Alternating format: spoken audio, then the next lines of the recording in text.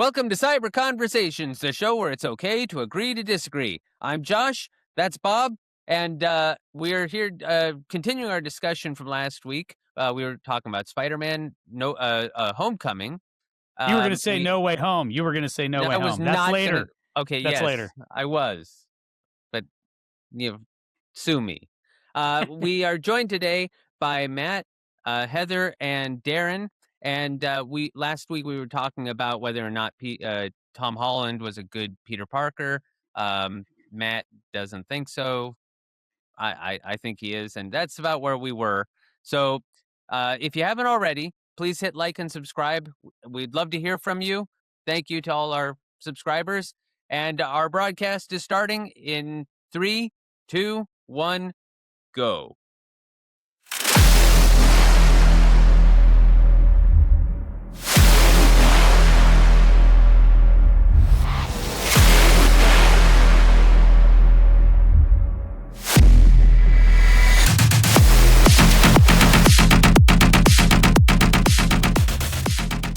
I get in Civil War it made sense, but he couldn't even make it his own. Like he had to have Ned help him hack the suit.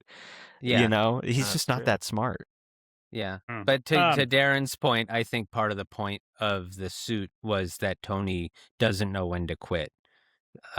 Tony, it wasn't enough for him to make a better suit for him. He had to make a suit with all of these. What did it say? 520 different iterations of the web. It was web. Yeah, it was web shooting. Yeah. Activating instant kill. Yeah. So enough with the instant kill. and even Peter says Mr. Stark really went. I forget overboard what he says, or something. But yeah, he doesn't know when to quit. He doesn't stop. That's in line with the character. Yeah. You know. I wanted to move into the villain, Adrian Toomes, Michael Keaton. I thought he was awesome. Michael Keaton's the best part of the movie, obviously.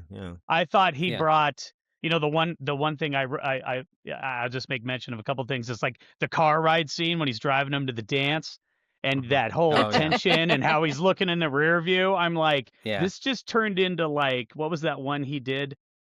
Pacific Heights or whatever it was, where he was like the bad guy. And I'm like, he just so expressive and he could just really lay it on thick.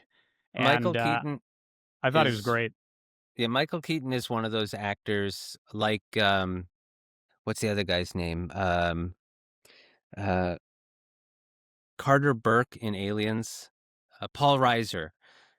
Paul Reiser and Michael Keaton are both actors who I think are impressively cast because the casting directors and the movie directors, they all know exactly how to play into the audience's feelings on these people. Both of them started as comedians. Michael Keaton was a major comedian, and same thing with Paul Reiser.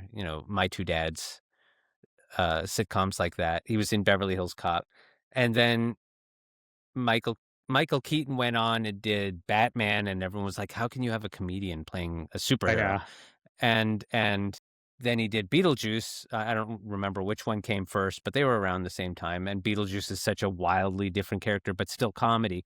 But also look at Paul Reiser and how he did Aliens. And that was such perfect casting because everyone knew him as a comedian. So they would have this sense of trust. Carter Burke is Paul Reiser. We can trust this guy. And of course, what happens. That's kind of how I feel about Michael Keaton. Whenever they put him in, it's like you really don't know whether you can trust him. He's he's always inspired.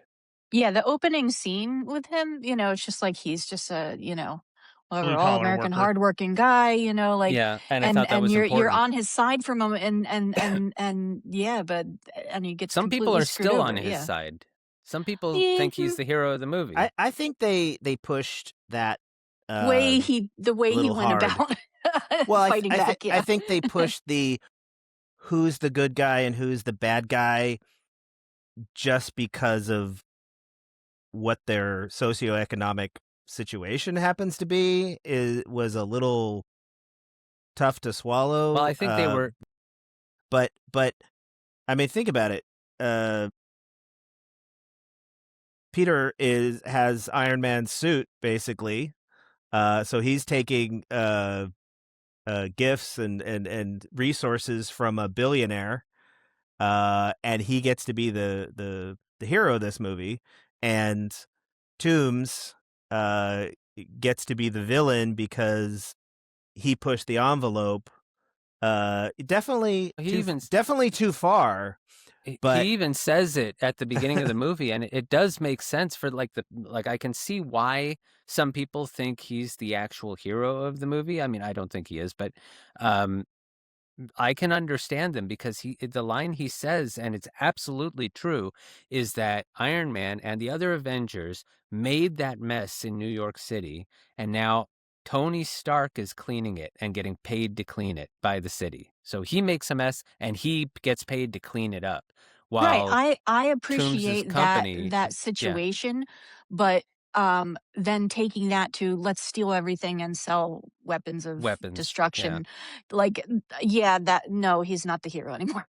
Like yeah, he takes it too far. He was the side that you wanted to fight for, but then he took it to the extreme and ruined it. So I'm not saying he's the hero, but I can understand why some people do think he is, because he's doing what he's an everyman. He stands in for us. We just call that late stage capitalism, you guys. I'm just kidding. Indeed. Everybody, listeners, go read Rich Man, Poor Man, or Rich Dad, Poor Dad, excuse me, and you'll just see that was Vulture's, motivation. I like him in this movie. Wait, they did not mention the name Vulture anywhere in the movie except the credits. But you get it at the very end. He looks like a bird. I get that there's. I get that, but again, I did not come from the comic book world, so I did not know the name Vulture until I'm reading it in the credits. Toombs/Vulture. Now you go ahead with your point. Yeah. No, I like the car scene a lot. I think Michael Keaton is one of the few good things about this movie. I always like him in pretty much everything that I see him in. I still think he deserved his Oscar for Birdman. That was a great movie. I like his design a lot too. His costume design is really, really cool. It fit really well because I mean, you go to look at the comic book version of Vulture, he's like bright green and he looks kind of like a crotchety old man, which I guess Michael Keaton kind of does too. But but he was very different in the comics. He was supposed to be. He was an electrical engineer who was old and he was doing it for profit. This is a much different version. And I like that he's smart though. I like that he gives his guys the benefit of the doubt. And I apologize if you hear my son in the background. To a point. I can't noise suppress. It's okay. I'll scrub it in post. I like him as a villain. It's a decent villain. Motivations I can understand for like a little bit, and then he becomes evil. It's not as one-dimensional as some of the other villains we've got. That's what I was going to say. He's definitely much more grounded, especially because he's the dad of the girl that Peter's ooh-ahing over. Yeah, that was contrived. That twist was fun. That's that twist was also fun, why he's doing it, is to provide for his family. So contrived as I think I like that this villain was more relatable. Like it wasn't just some crazy alien that's attacking. Like this was just a human being in a crappy situation that turned evil. Like that to me is more of a villain almost than an entity that's designed to hate the human race from the beginning. I guess if that makes sense. It makes it morally gray. This is in the middle of Marvel's attempt to reverse what everyone was thinking, that Marvel is only capable of writing one-dimensional villains, because they had heard it by this point. That all of their villains were one-dimensional, and this is the period where they're like really working on that. They did it in Doctor Strange. They did it in Guardians. So, well, less in Guardians. And I was going to say that car scene. Let me just make one observation. The reason I think that car scene was so great with Toombs or Vulture and Peter Parker was not only because he's a great actor and he was intimidating in that scene, but they married at that point in the movie. They merged the sheer terror that Peter Parker was feeling from one character in both sides of his life. He was fearful of him because he was the dad of his date, as a teen would be, but also because he knew he was capable of all this additional evil and things that he could do to him. That's a good point.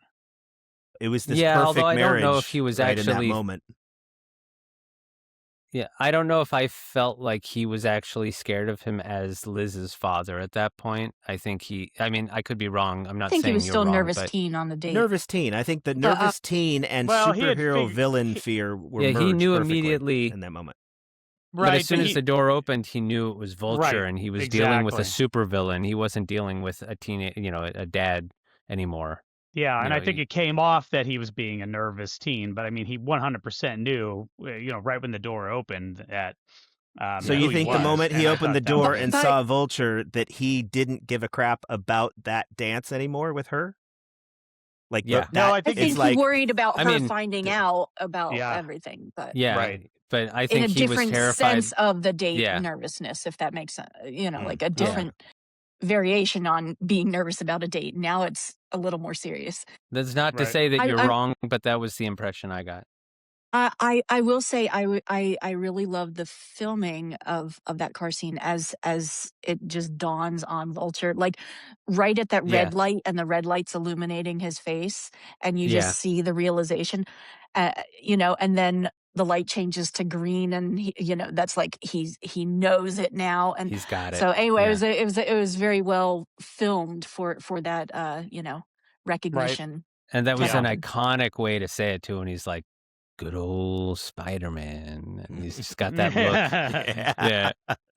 It was. That was a good Vicious. scene. Yeah, and coming to that, it's like the we look at all the little fight scenes and all the different set pieces. Washington Monument, right? You got the ferry scene, which we talked about before, but kind of want to talk about those little things. It's funny because we mentioned before how it's like, there'll be a fight scene with something going on, and we're like, why aren't all the Avengers there, like taking care of that? Because that seems like a really big deal. But in this one, it was very much, in my opinion, it very much was. Each of these was, quote unquote, Peter's fight. I mean, it was a small time. Well, they type were of very thing. localized. Yeah, they were very localized. Right. And like even the final fight, it wasn't like this big world ending. Oh my gosh, where's the Avengers? It was just, Peter fighting I mean, even in Spider-Man 2, if we go back to Tobey Maguire, right? It's like he creates a son. I mean, even that was a bigger deal in essence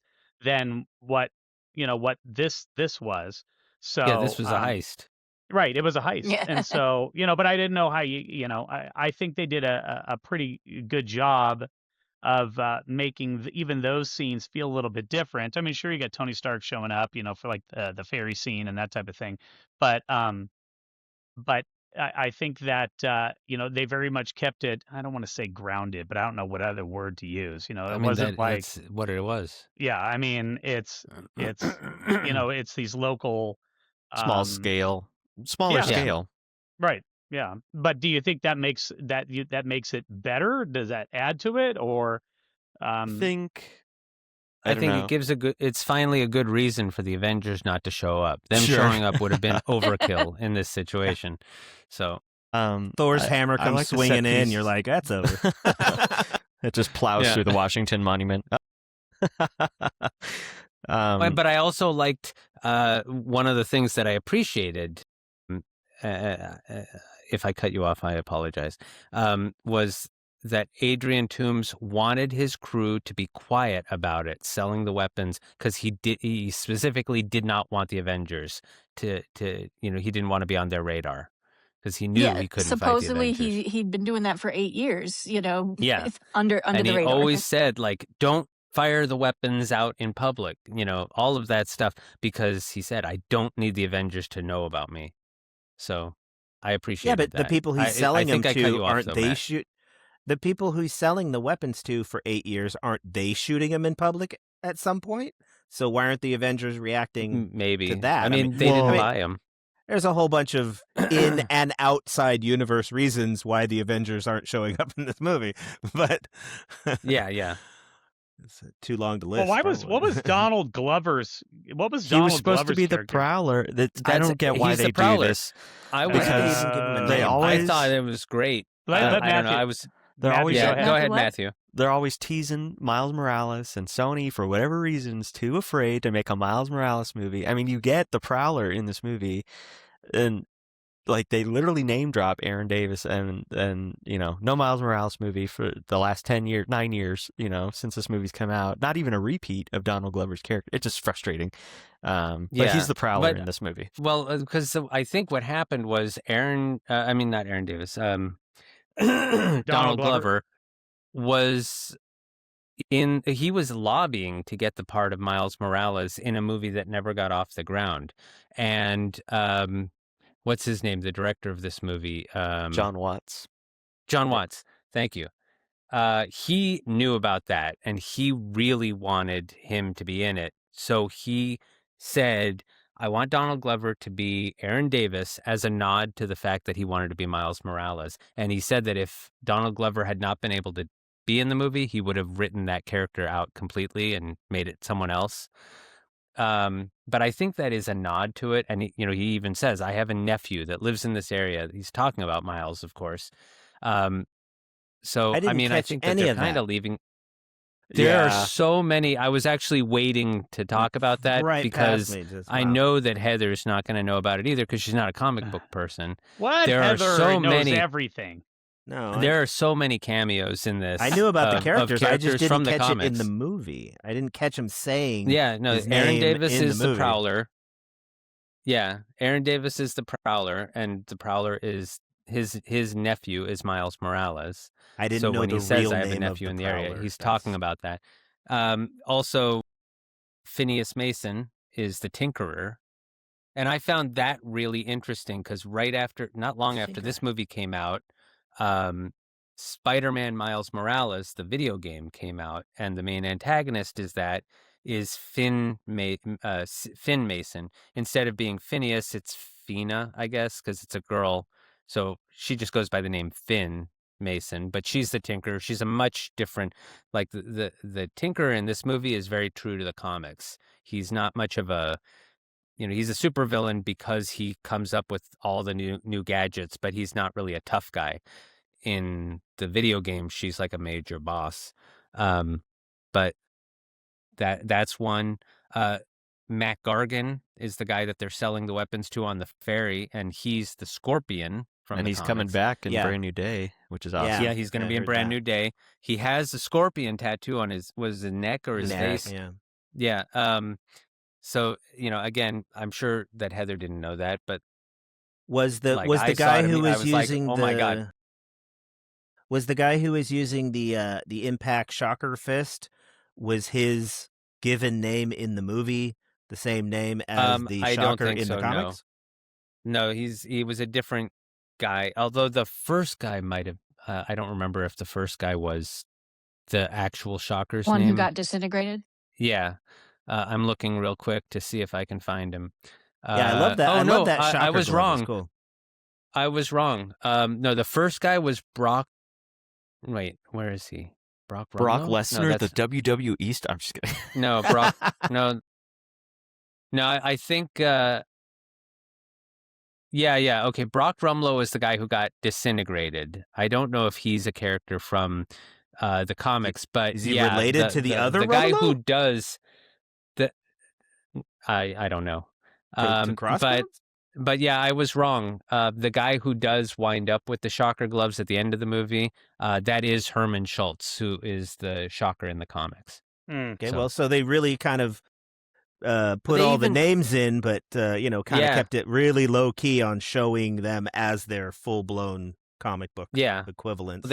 One thing that I thought was really funny, and I noticed this in the movie, was the bomber jacket that Michael Keaton wears. Has that fur on his neck, right? Like a bomber jacket. That's a nod to the comics too, because in the comics, he always has this ruff around his neck, like a white ruff, like a vulture does. Yeah, it was part of his costume. That would have looked ridiculous, but they put it on a bomber jacket. It was great. Yeah. Good compromise. Good compromise. We kind of touched on it, but and Matthew had mentioned wanting to talk a little bit more about it, but the whole friendly neighborhood version of Spider-Man versus how he wants to be an Avenger, that Avenger level hero. And then obviously we've talked about it, his choice at the end, whether he wants to go be the Avenger, get the suit back, because Tony opens up the little vault and he's like, yeah, you're ready to go. Um, so is, the question I had here was, because this movie has the whole, if you look at the end, the whole personal responsibility without saying with great power comes great responsibility. How did you guys feel about all of that with Spider-Man's kind of core idea?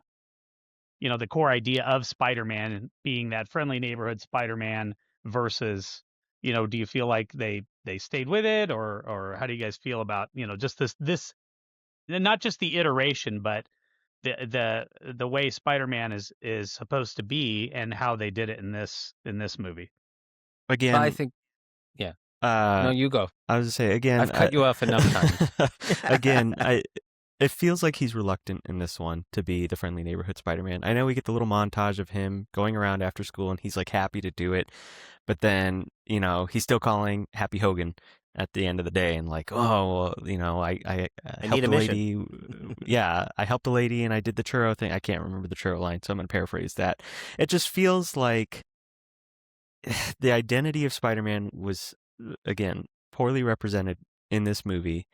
The writers, for whatever reason, in this movie and in Far From Home, want to take Spider-Man out of Manhattan or any of the boroughs. I mean, he goes to Washington D.C. It's just, it feels it doesn't feel like a Spider-Man movie. It doesn't feel like the Spider-Man character that we know from the comics or any other iteration, whether it's animated or live action.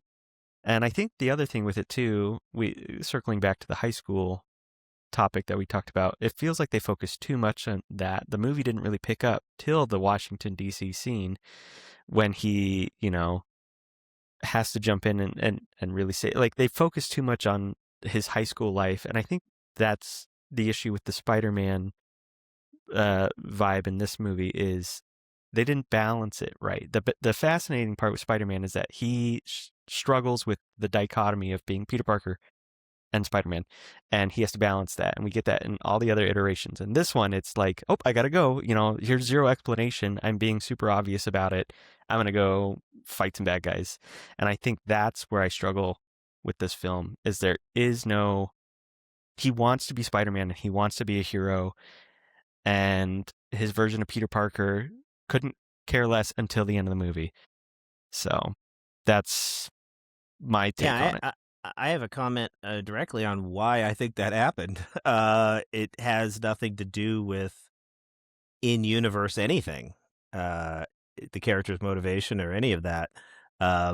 The evolution, the impetus, the trajectory of most. Once a character, usually this happens in the comics too, is once a character becomes popular enough, has enough of a foothold as a character, they need to keep pushing him somewhere.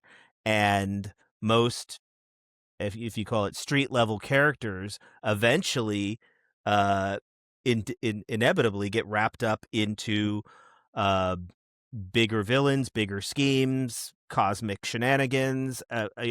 Eventually it always heads towards bigger and grander and more complex, if you want to put it that way. But so to see that this movie, especially because it was tying in with the MCU proper, or tying in Spider-Man with the MCU proper, of course it was going to be, we can't just do entirely street level stuff. It has to turn into something bigger.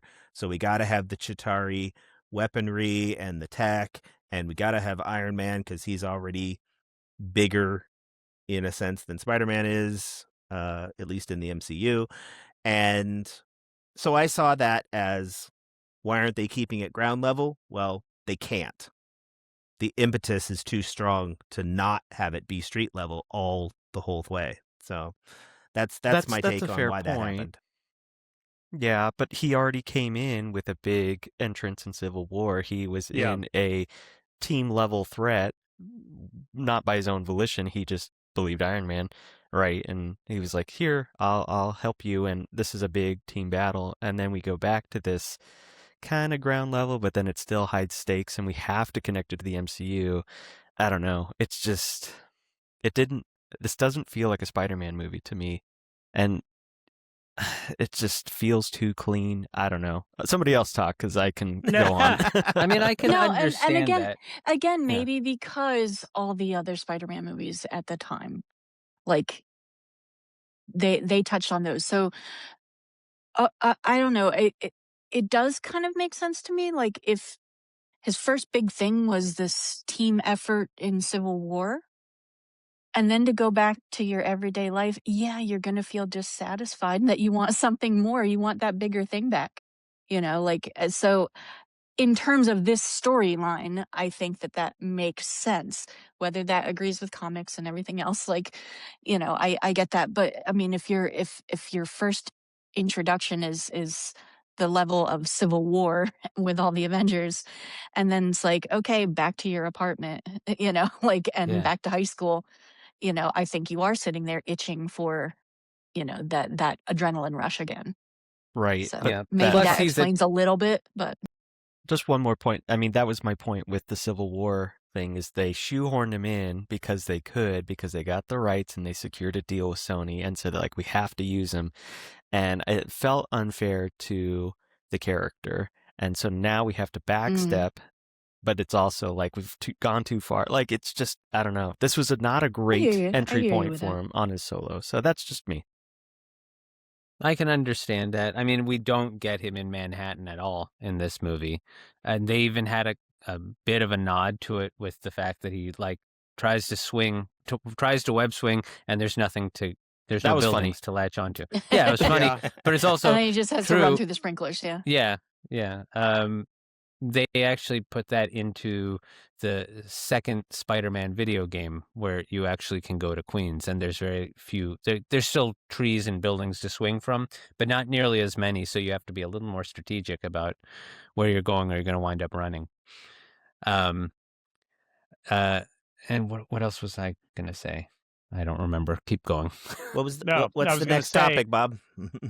Well, it was just kind of like, and it's pretty much everything we've talked about already. It was nitpicks and what didn't land in essence. But we've talked about, too much Stark, not enough Uncle Ben presence. At one point I had in there as a question was, and I thought that, I mean, the crew, the Vulture's crew, I thought was, and maybe it doesn't matter, but they were a little underdeveloped. I mean, they didn't, I mean, I guess it doesn't really matter per se, but usually there's something there. But it's, I think they really wanted. If they did develop them, it wouldn't have gone anywhere. I mean, there wouldn't be any reason to develop them. So showing them developed would have been like, why and are you don't want to take away from Michael Keaton. So I think that's true. Give him. I think maybe it was the fact that they were a little bit shoehorned because several of those guys, well, at least two of them, Shocker and Tinker, are actual villains in Spider-Man's Rogues Gallery in their own right. Yeah. If they had fleshed them out too much, it might have become overstuffed. Overstuffed is the right word. That's exactly that's how people describe Spider-Man 3. Well, yeah, 100%.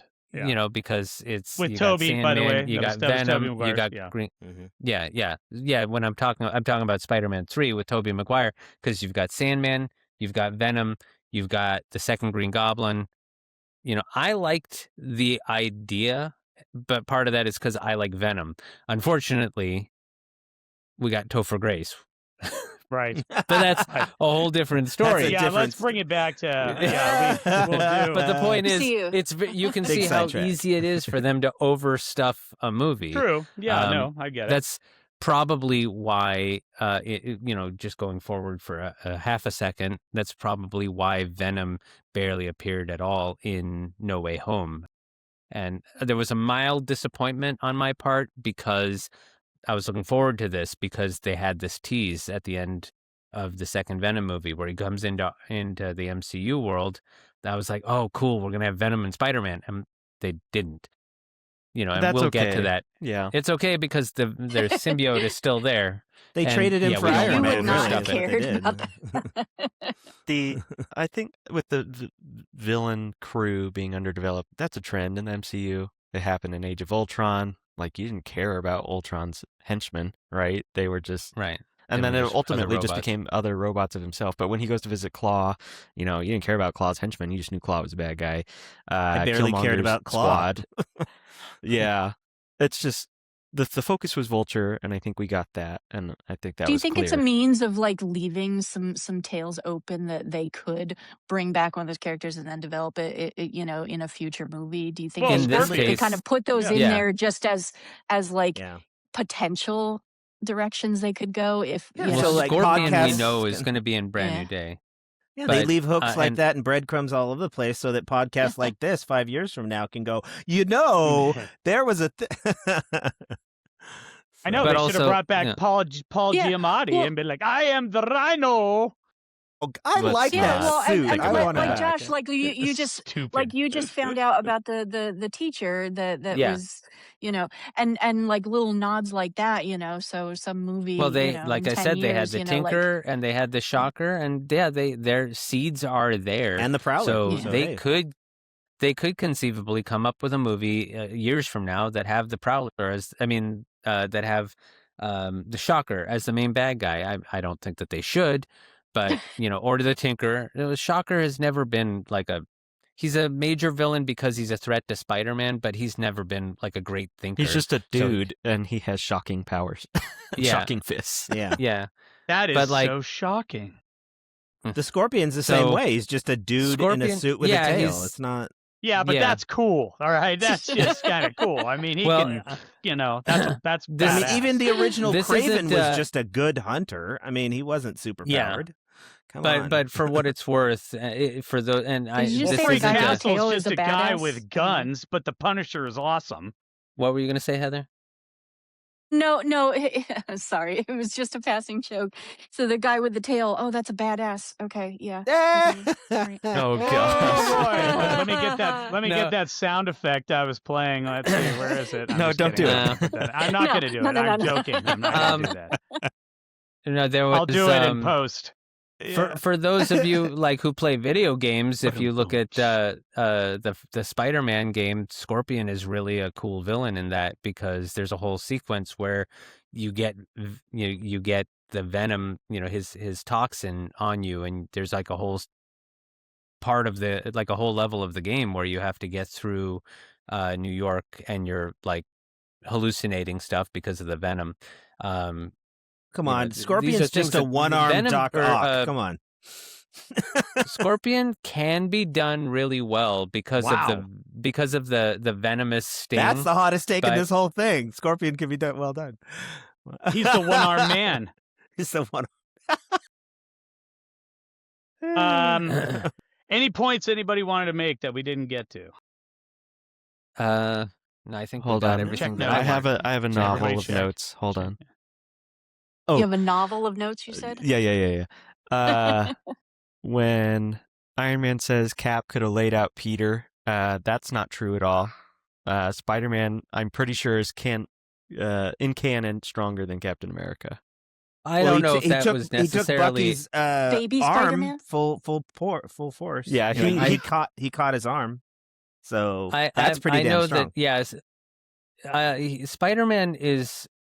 Both of them are very strong, and probably Spider-Man would be able to take on Cap under normal circumstances, but he's very young. Sure, I'm just saying, as characters, it's Spider-Man. I'm pretty sure. I don't know. Strength level wise, in any case, it was Cap. from Tony's point of view. Sure, I get what he's trying to do. He's trying to level him. Yeah. So Tony has always had respect, even after the events of Civil War. He still respects Cap, even if he is. Even if Cap not is getting wrong, along with him. Yeah. Anyway, he agrees to disagree. Yes, he agreed. Yeah. I also. We didn't really talk about the final fight. I really like it. I think that was, we kind of glossed over that with the whole Vulture knocking down the columns and Peter stuck in the rubble. I really like that scene. That's really good writing, and he has to, pull himself out of, his own mistakes. Yeah, he starts by calling for help, and then he starts to... Again, that's the I am Spider-Man moment. Yeah, and that's great. And I love the shot of his face with the mask. Yeah, that was awesome. And I love the final fight. I thought it was really creative on the plane, and Spider-Man was out of his element in that whole movie. So, or not that whole movie, the whole, he is out of his element in the whole movie, but the scene, the final fight. So I really like the Hopefully final fight there was no one on the ride at Coney Island that they crashed into. Yeah. They didn't show anyone on the ride. Yeah, despite all the stuff with Civil War and Sokovia Accords, like there was still a decent amount of destruction going on. A lot of a lot of collateral damage, maybe on a smaller scale because it's in the neighborhood Spider-Man. I've never been to Coney Island, but I've driven by it a few times, and that is that a parachute ride? Huh? I don't know. Coney Island, I have no idea. That tower in Coney Island. Tower I know it's there, went... and I've seen it. Yeah. So, and it hasn't been knocked down as yet. What other points? That was it. I just wanted to call out the final fight. I do like that scene, and I like the scene where it was filmed very darkly. I had a hard time understanding. I mean, he was clearly a threat, and his silhouette was very imposing, but there wasn't enough detail for me. I really liked Civil War because everybody was out in the open on the tarmac, and it was very bright. I like seeing them actually hit each other. I did like the final scene. So the Vulture suit needed some neon lights or something on it. That would have made it better. Or they needed to have. Or you're getting old, No, it was just dark. It was literally filmed at night, and they didn't have a contrived reason for there to be any reasonable amount of light on the scene. So all of the special effects, or at least all the fight interactions, were just silhouette against silhouette. And I don't know. I could see it. I didn't think it was that dark, but that's just I had no trouble. Maybe you should check the settings on your TV. Setting up, yeah, exactly. Put the brightness up on my and computer. Contrast. There you go. Yeah, exactly. All right, so but yeah, I thought it was really good, and I also like the fact that Toombs has respect for Peter at the end for saving his life. So when he's in prison and Mac is like, they say, he doesn't say who he is. But is he protecting Peter, or is he protecting his family? In a sense of like, they don't say, but I got the impression that he had respect for Peter for saving his life. He even says it. He's like, "You got grit, and I can see why Liz likes you." So I think he appreciates Peter. Yeah, it's complicated. Yeah. Maybe he's even thinking like, now we're even. Next time someone asks, I will give him up, but this time, you get one. I don't know. If somebody pays me enough, I'll give him up. But right now, you're not offering me anything. Yeah, really. I mean, back to that. I am curious. Or maybe he just wants to take him out himself. Yeah. Right. I am curious to see what they're going to do with Mac Gargan in the new movie, but I'm really looking forward to it because I do like Tom Holland. And I like Tom Holland's relationship with Zendaya in the movie. I mean, in real life too. I mean, they have real chemistry because they're actually a couple. And same thing with Andrew Garfield and Emma Stone. Mm-hmm. Yeah. So, I actually thought that. And I do wonder. One last thought that I. Oh, go ahead. Well, I was going to say. How many people were amused by the Captain America little school videos and things like that? And including the post-credit thing that's someone's got a delay because Darren was talking and then Heather was talking. I know. It's a little bit off, yeah. So, Darren, what were you going to say? No, I was going to say, as a out-of-universe side note, I actually thought that Zendaya and Tom Holland's relationship was an AI-generated stunt initially. I really thought, oh, look at that. she's in a wedding dress, or she's in, they're doing all this stuff, and then it took a while of evidence to be like, oh, they're actually married. Oh, okay, okay, that's real. That's okay. That took a while for me to actually get enough proof, even though. And something that I was thinking about that I didn't really mention before, but I'm wondering if the reason for putting MJ in this movie, or Michelle in this movie, maybe like we were saying, how she didn't really serve the story much and she didn't have much purpose in this movie. Maybe it was just to set her up, but I wonder if they had originally planned to make Gwen Stacy somewhere, and because in the comics she was Peter's first love, and he didn't wind up with MJ until after Gwen Stacy died. I mean, I'm also curious what would have happened if there was a third Andrew Garfield movie, because, they actually went there. Yeah. So final verdicts on Spider-Man Homecoming. Heather. Anyone? Okay. It was a fun one.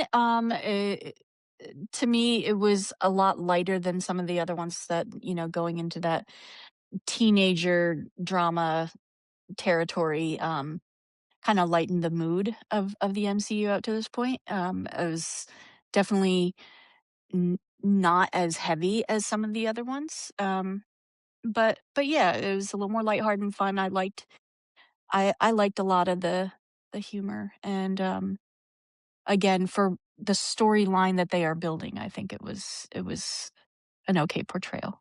Yeah. Iron Man Homecoming. Man Homecoming.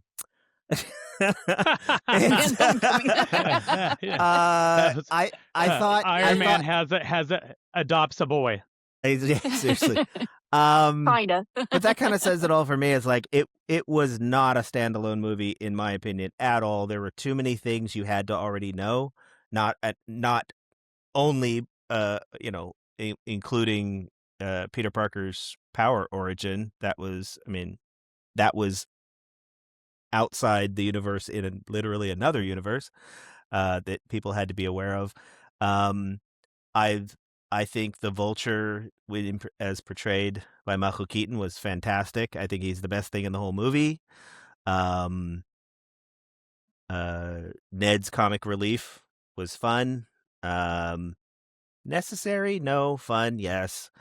But I think what they had Spider-Man doing in later movies was more fun than this one. So it's kind of middle of the road, meh, for me. 5 out of 10, whatever kind of thing. Yeah. Josh. Don't you want to say it first? Your thoughts? Oh, okay. Well, okay. I thought it was good. I mean, honestly, there wasn't anything wowed. We'd already had Andrew, we've already had Tobey, and we've had a lot of wow. But this was a good movie, part of the MCU, to introduce yet another character, is kind of the way I look at it. There's nothing I walked away with where I was just like, this was amazing. This was an amazing Spider-Man, a spectacular Spider-Man. It caught me in the web of Spider-Man. Let me see, what else can I do? No. But it was good. It was a good movie. It was entertaining, but again, not a wow. I mean, I'd put it in the middle. I'd put it in the middle of my MCU list if I really had one. So. Yeah, I kind of feel the same way. I love all the Marvel movies. This is not a movie that I'm like I said about Civil War, where I'm just like, oh, I can't wait. This is a movie that I get to, I watch it, I enjoy it, and then I move on. But I still enjoy it a lot because of the humor. I still like Tom Holland a lot as Peter Parker and Spider-Man. I think that he does a good balance of both characters, instead of, like I said, Tobey Maguire I thought was better as Peter, and Andrew was better as Spider-Man. And as we've said, I do enjoy Michael Keaton a lot. Every movie he's in is really, really great. Mm-hmm. So that adds a little bit more to the movie than it would have if he wasn't in it. And I like the setups for the future movies. Were you about to say something? No, I was going to say, I saw I'm you. sorry. I thought you were wrapping up. I was going to point at Matthew. He hasn't said anything. Or, wait, you Yeah, I hadn't want given. already say? Matthews. He hasn't given his wrap Yes. up yet. Oh, I'm sorry. How much of an orifice are you going to tear No, this let one? Josh go. No. I've already done that. So Josh, continue. Go ahead. Well, I thought Josh No. was still speaking. Go ahead. no. I mean, I that was was my bad. pretty much done. I thought you had already said your. I mean, the whole podcast. I said the whole thing that I want to say. But if you want to say it again, Just final thoughts. just as What like number? Come on, you want to everybody's really waiting for rip your into it ranking, and Matthew. just it's tear a, our hearts out. a succinct. What I mean- number is it in your MCU list? I think this Negative is at the time of something. recording. This is the second best Tom Holland movie. I do like No Way Home better. I think Far From Home is atrociously bad, like unwatchable at times. So, but we'll get to that. This movie, I can't wait. This movie, well, it's agree to disagree. No, I know. This movie, it's gone up the list for me on this rewatch. I mean, like I said, I haven't rewatched it since it came out because I did not like it at all. And the same way I didn't really care for Guardians 2. I felt like the humor was forced. I feel like this isn't a Spider-Man movie. This is Iron Man 3.5, with Spider-Man at the forefront. But I mean, Tony Stark's DNA is all over this film. And that's frustrating for Marvel's most popular superhero. I would probably rank this in the bottom dozen of the MCU films, maybe even the bottom 10. I just don't like it. And I've already said all I need to say about what I do and don't like about this movie. There are things that I enjoy. And like I said, I did enjoy it more this time around. It still falls flat. I find nothing exciting about this movie, and I was kind of dreading the rewatch. I almost was just going to read the Wikipedia synopsis instead of rewatching it. But I was pleasantly surprised on the rewatch. Maybe it's, I don't know. Maybe it's like a fine wine. You got to give it some time. Yeah. Well, if you really don't like the movie because of too much humor, then wait until next week when we talk about Thor Ragnarok. I know I'm going to sound like a hypocrite. Oh, so you like the humor in that one? Oh, I mean, okay. I enjoy Ragnarok a lot. We'll talk about that next week. But I also have said multiple times that my favorite Thor is the first one because it takes the character seriously, and Thor Ragnarok doesn't. But we will talk about that next week. So for everyone watching, I want to thank again Bob, Darren, Matthew, and Heather for joining me. My name's Josh. And again, next week we will be talking about Thor Ragnarok. If you haven't already done so, please hit like and subscribe. We really could use that. And we'd love to hear from you in the comments. And as always, make tomorrow better than yesterday.